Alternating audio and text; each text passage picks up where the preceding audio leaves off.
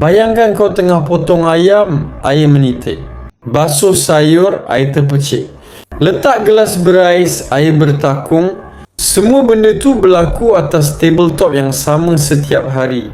Tapi kita jarang fikir sama ada permukaan tu memang betul-betul tahan air atau cuma nampak elok dari jauh. Kalau nak cerita pasal dapur, aku selalu percaya satu benda, cantik tu bonus tapi fungsi tu wajib.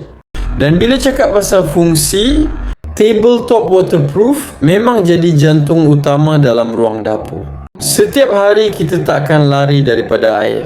Basuh beras ada air, bilas sayur ada air, cuci pinggan pun air. Percikan kecil yang kita rasa remeh tu sebenarnya berlaku berulang kali tanpa kita sedar. Sebab tu bila permukaan dapur memang direka kalis air, ia seolah-olah selari dengan realiti sebenar kehidupan di dapur. Aku nampak persamaan yang kuat antara tabletop, waterproof dengan rutin memasak harian. Dua-dua tak pernah rehat. Dari pagi sampai malam, permukaan tu jadi tempat letak barang, tempat potong bahan, tempat susun pinggan, tempat sandar periuk panas. Sama macam kita yang sentiasa bergerak urus keluarga, tabletop pun sentiasa berfungsi tanpa banyak merungut.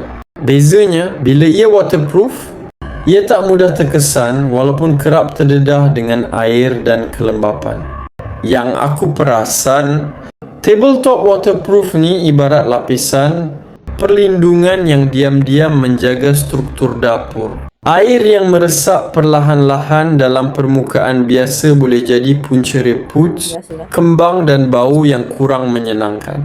Tapi bila diselaputi stainless steel yang kalis air, risiko tu seakan-akan dihentikan dari awal.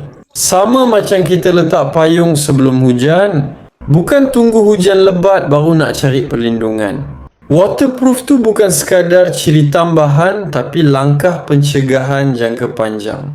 Lepas tu, dari segi ketenangan hati pun ada persamaan yang jelas.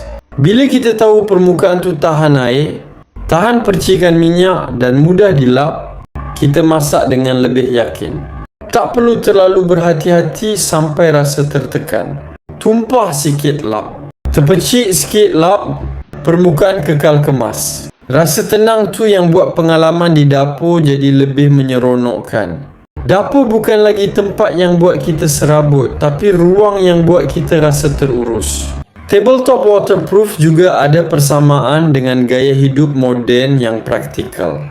Kita semua nak sesuatu yang tahan lama, mudah jaga dan tak perlukan kos tambahan untuk baiki dalam masa singkat. Bila asas dapur kukuh dan kalis air, keseluruhan ruang nampak lebih teratur dan profesional.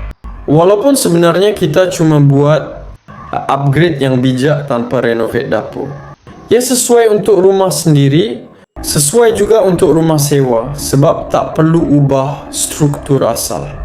Kalau kau mahukan dapur yang lebih tahan, lasak dan lebih mudah diurus tanpa pening kepala, fikir kos baik pulih, mungkin dah tiba masa untuk pilih tabletop waterproof sebagai asas utama. Segera check out sekarang, pilih yang sesuai dengan ruang dapur kau dan mulakan. Perubahan kecil yang beri impak besar untuk jangka panjang.